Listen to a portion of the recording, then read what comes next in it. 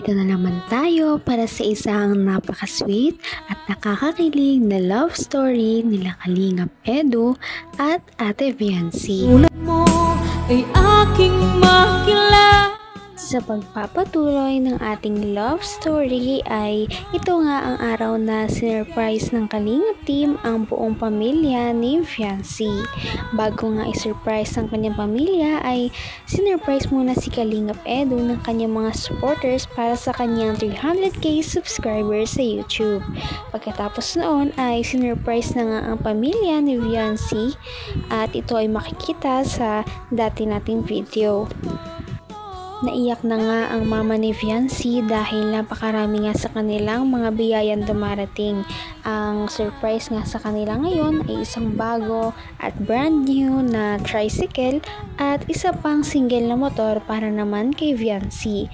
Ang motor na yon ay galing mismo kay Kalingap Val, kaya naman sobra at todo-todo talaga ang pasasalamat ng kanyang papa at si Viancy na rin mismo. Giging humble lang talaga. Kahit sabihin natin kilala na si Viancy. Si Viancy ay nanatiling tahimik pa rin, mahihain, di ba?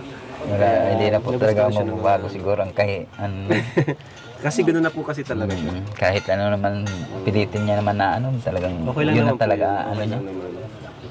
Medyo wala man yung ibang niya.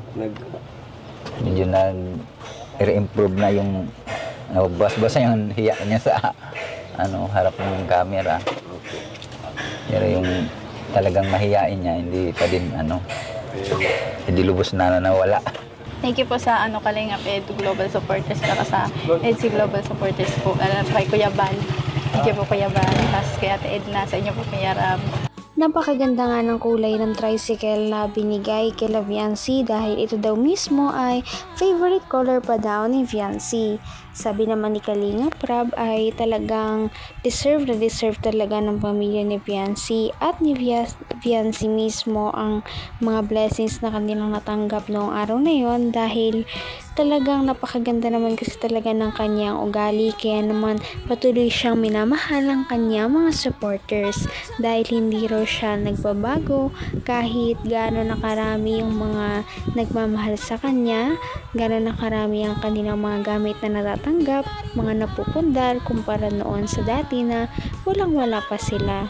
Kaya naman sobra talaga ang pagpapasalamat ni Viancy sa kanyang mga supporters na walang sawa nagsusuporta sa kanya at nagpapaabot ng kanilang mga tulong, pinansyal man o hindi. At syempre kasama na rin doon si Kalingap Edu.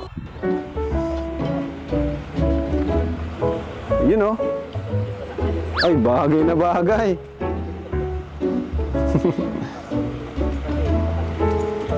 Ayun. Galing, Grabe, sobrang dami mong blessings na dumating ngayon. Congratulations.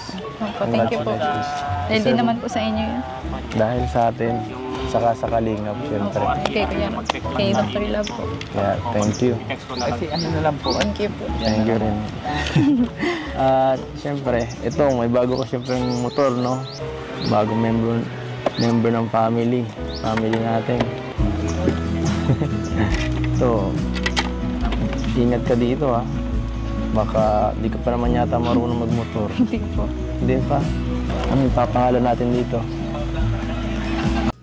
Hindi na nga pinatagal ni Viancy at talagang sinakyan na niya ang kanyang bagong motor. Talaga namang nakatayo lamang ang kanyang motor dahil hindi pa nga daw siya marunong na mag-drive.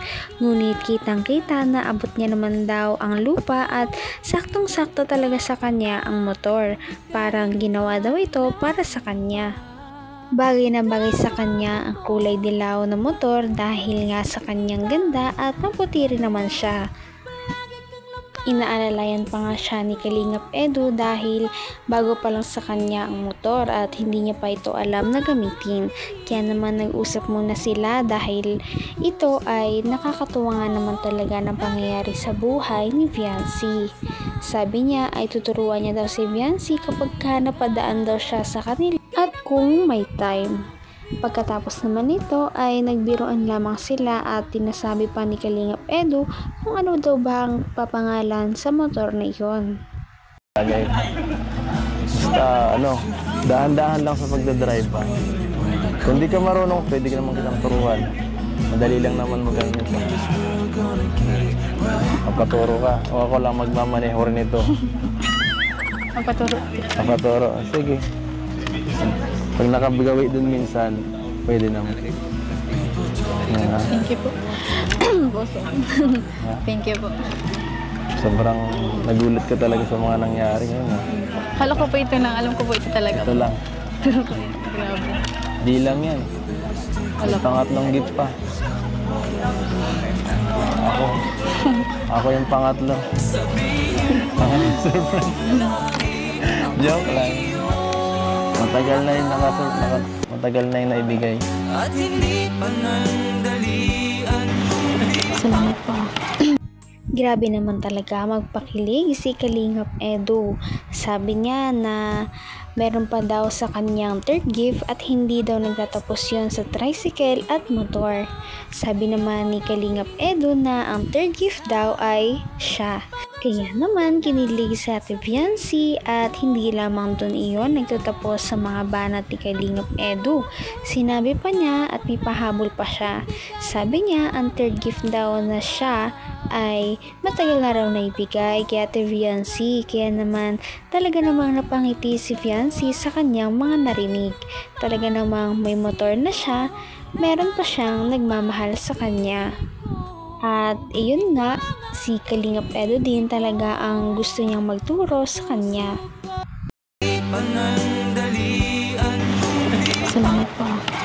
Dahil po sa inyo, grabe po yung blessings na dumadating po sa family ko. Kailangan naman. Siyempre sa akin din, salamat dahil nandyan, naging part ka ng ng love team natin. Nakakatuwa lang. Kasi sobrang dami nang nangyari sa loob lamang ng ilang buwan. Hindi natin nakalain, di ba? So talaga yung kasabihan, no? Everything happens for a reason. Hindi pala ka naman. So Evie, ingatan mo si Viancy, ha? Huwag mo siyang ibabangga. Dahan-dahan lang. Nakakatuwa talaga ang love team na ito dahil talagang pareho silang humble sa isa't isa. Kada may natanggap silang mga blessings ay sinasabi nila na hindi lang ito dahil sa kanilang sariling effort kundi dahil din sa kanilang ka-love team. Kaya naman nagpasalamat sila sa isa't isa dahil sila din ang pinakatalaga na malaking blessings na dumating sa mga buhay ng isa't isa. Marami din talagang naitulong at dulot si Kalingap Edu sa buhay ni Viancy, kaya naman ganun na lamang siya katindi magpasalamat kada may natatanggap siyang mga bagay o blessings na dumarating sa buhay niya. Talagang malaki ang impact ni Kalingap Edu sa kanyang buhay at ganun din naman si Viancy sa buhay ni Kalingap Edu. Ingat kayo sa checkpoint, ha? Hindi ko pa man po ito dadalhin dito. Kasi wala pa pong medicine. Siya nga, no? Pero kahit na, baka gamitin mo papunta lang sa school, eh. Pag marunong na po. Sige. Sana yun, mawawala na ako ng trabaho nito. May tagahatid ka na, oh. May tagahatid ka na. Kung ano. At yan, congrats. Congrats. Pagpatuloy mo lang yan. Huwag ka magbago. Opo. Opo.